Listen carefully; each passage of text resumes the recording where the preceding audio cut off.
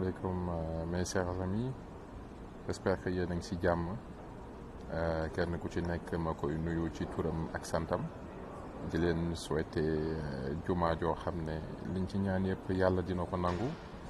J'espère que vous m'entendez bien comme ni ma ko waxee woon à chaque fois que actualité wala gestion réew mi laaj ko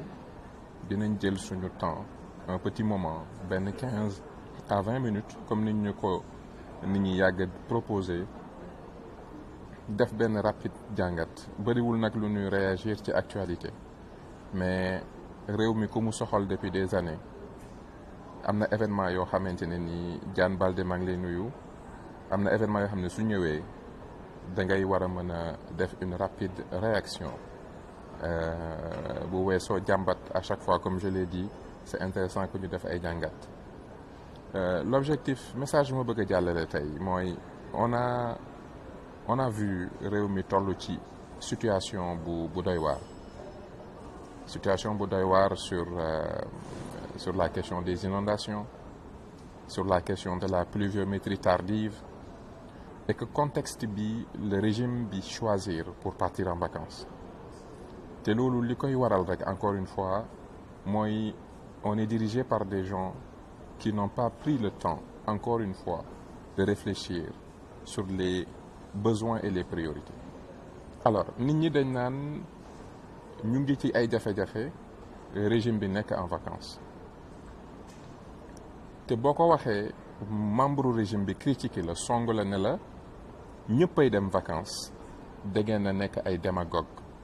parce que vacances ci liggéey yëpp la am donc waruleen fi nekk di tudd vacances su régime bi naan waruñu dem vacances alors que ku waxal yàlla rek xam ne liggéey boo gis am na vacances yaakaar naa ñun waxuñu loolu c'est un combat boo xam ne nit ñi ils se sont battus pour ça depuis des années. Le débat n'est plus à ce niveau. Débat bi fi mu nekk mooy vacances dafa am période. Vacances dafa war a nekk lu pertinent moment bi nga koy jël dafa war a am sens. Je vous donne des exemples et di ngeen xam fi may ñëw.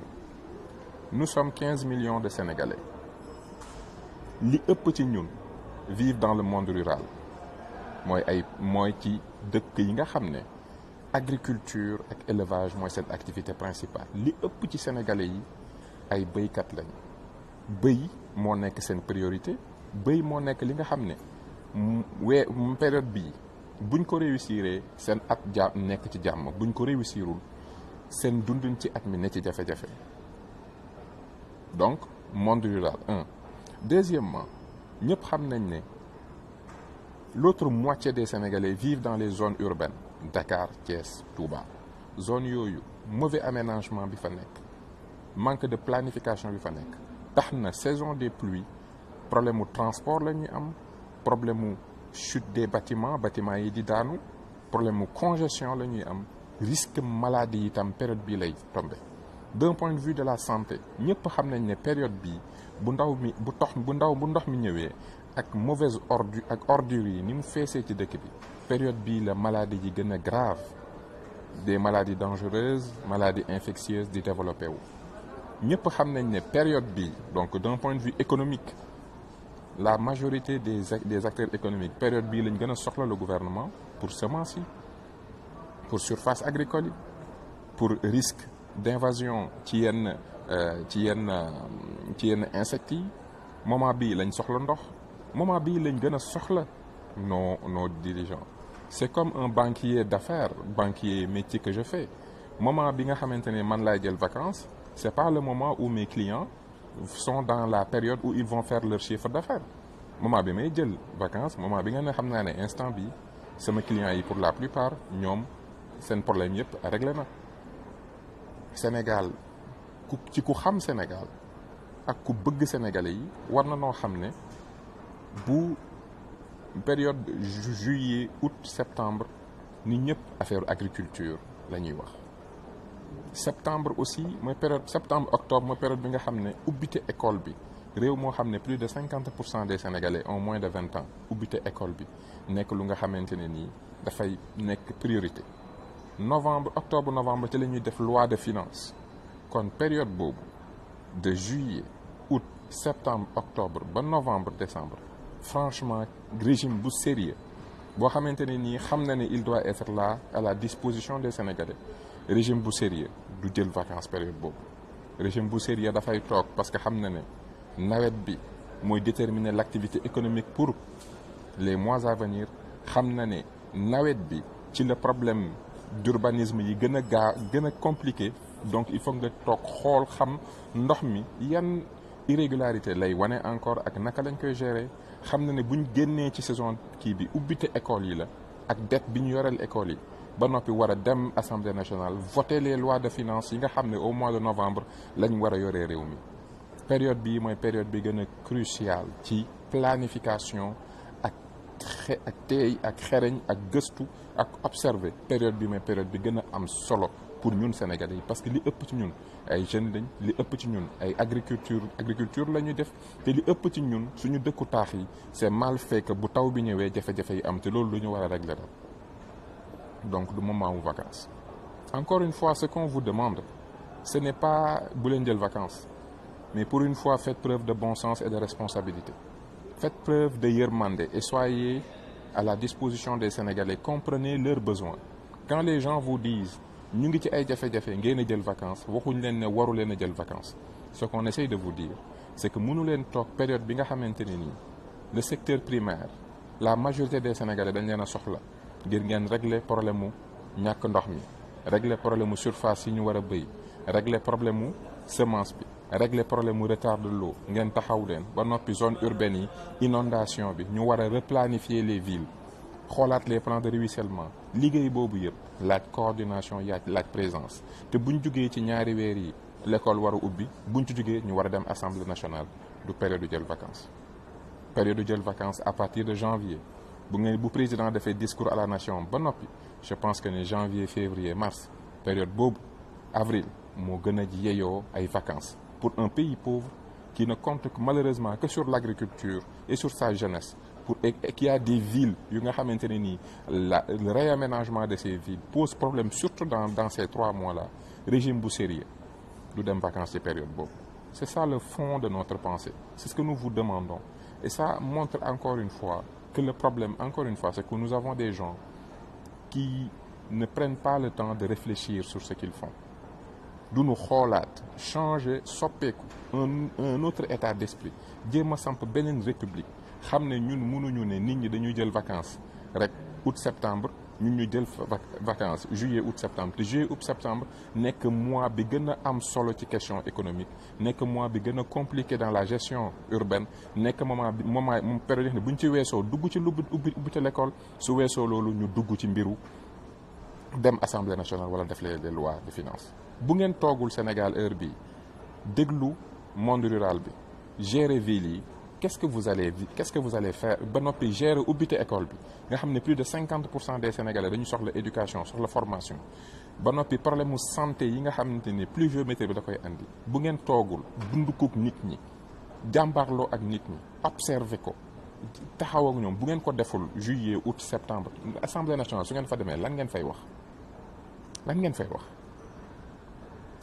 wax donc encore une fois on n'est pas dans le débat puéril de dire bu leen dem vacances